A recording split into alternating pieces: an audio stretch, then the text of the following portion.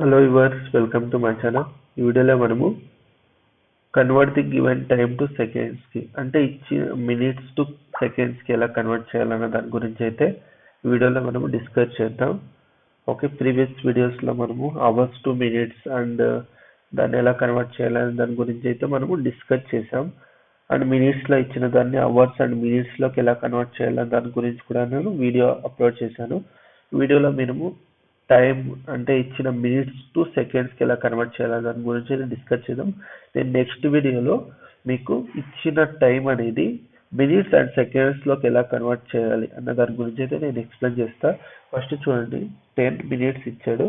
Okay, first మనకి 1 minute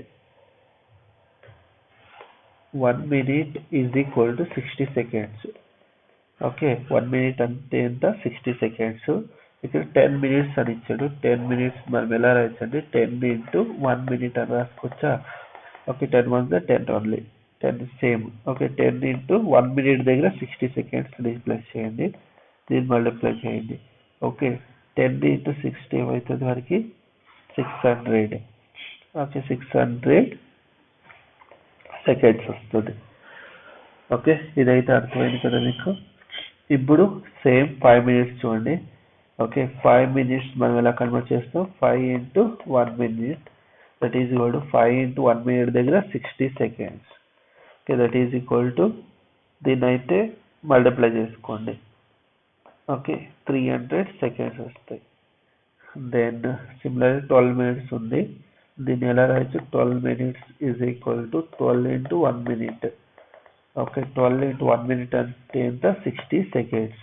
that is equal to okay, దీన్ని ఎలా చేస్తారు మీరు? 12 0 0 12 6 72. ఓకే, 720 seconds వస్తాయి. దెన్ 4 minutes మీరు ఎలా రాయొచ్చు? 4 into 1 minute, that is equal to 4 into 1 minute అంటే ఎంత? 60 seconds. That is equal to 6 4 24 0 is 240 seconds. Okay, ఇంతైతే ఆన్సర్ వస్తుంది మనకి. ఓకే, ఇదైతే అర్థమైంది కదా మీకు మినిట్స్ని సెకండ్స్కి ఎలా కన్వర్ట్ చేయాలని.